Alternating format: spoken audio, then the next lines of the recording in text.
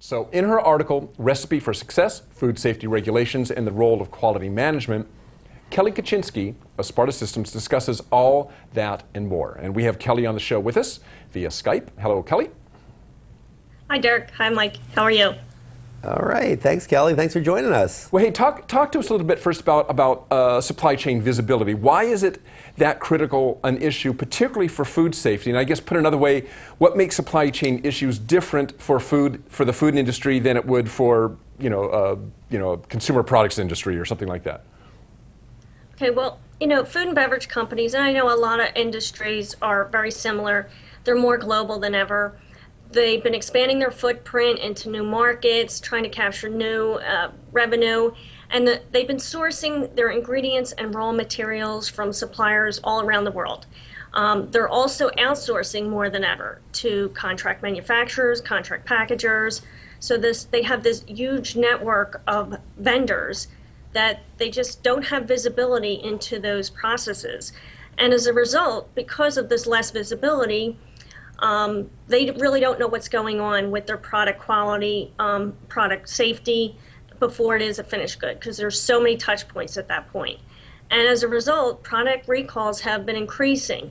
I think it's since 2006 alone, food recalls have more than doubled in the US.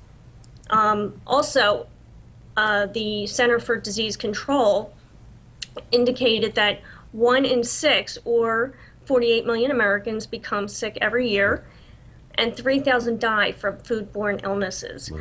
The financial impact is $78 billion per year. So you're thinking, well, how can an industry that has such an impact on consumer health afford to spend $78 billion per year on consumer health and recalls?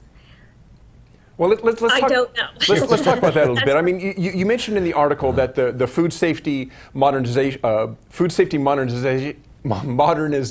Act will focus on risk-based and preventative controls. Now, we hear risk-based, quality management systems and so forth. But can you tell us what that means, maybe in general, but specific to the food industry?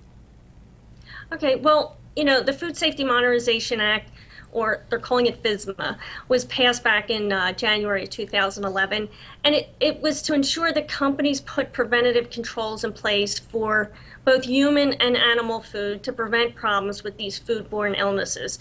And this law is not just for U.S. companies, it's also for foreign companies or firms that are manufacturing, processing or packaging food and distributing it to the U.S. So when you look at the requirements around FSMA, you can see the real core component of it is around hazard analysis and critical control points.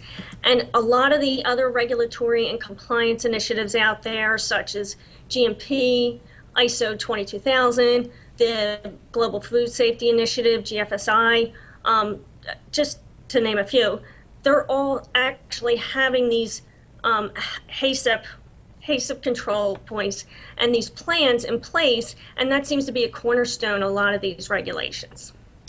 Kelly, sorry. No, go ahead, Kelly. Sorry. Finish your point. I'm sorry. Oh, and I just wanted to say that FSMA finally provides the FDA with that regulatory muscle that they were missing in the past.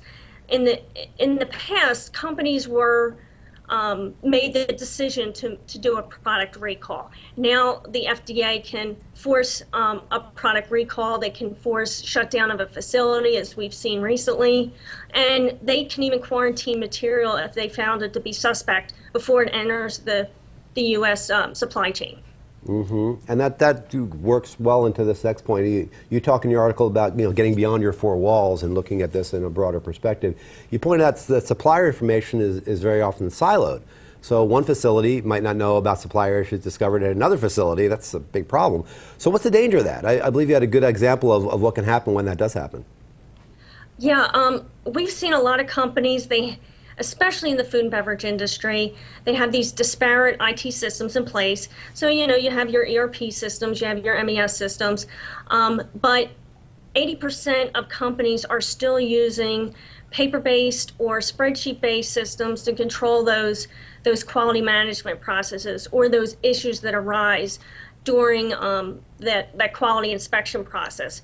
As a result, this information is not shared across the network, across the enterprise to other facilities, and then it's hard to track or manage or even query that data, especially if there's a regulatory audit. And regulatory auditors hate to come in and see a big pile of boxes that they have to audit manually. So having sort of an automated control in place and an automated system in place really helps them have confidence that your system's in place. But one particular headache was with the supplier quality management program. And a few years ago, I think we're all pretty familiar with that major supplier in the industry. It was the Peanut Corporation of America, or PCA, and they knowingly distributed contaminated peanut product to 361 companies. And that went worldwide, and they produced, I think it was almost 4,000 products with it. And as a result, 700 people became ill, 9 people died from these contaminated products. And although the major peanut butter brands did not source from PCA, most consumers were afraid to even use peanut products at that point. Any peanut butter products, they dropped in demand, and it resulted in a 25% drop in sales. And the entire peanut industry suffered losses of $1 billion. What's really alarming about that is out of those 361 companies, no one discovered the contamination issue before or after production. And so this one company we spoke to about it, they actually identified PCA as a high-risk supplier, and they banned them from their supplier list.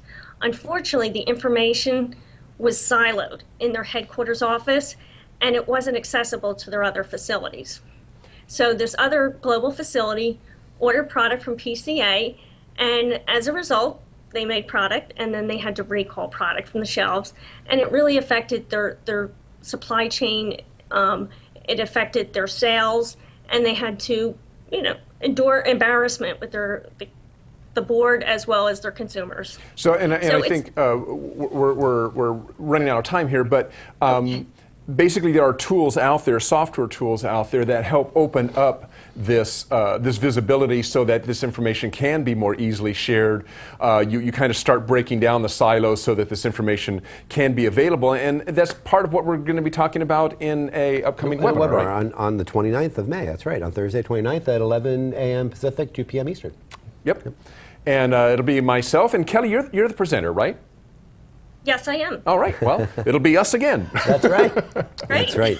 Okay, well, Kelly, thank you for joining us this morning. And anybody interested in food safety, yep. That webinar will be coming up, and we can dive into it in more depth. That's right. Okay, thanks, Kelly.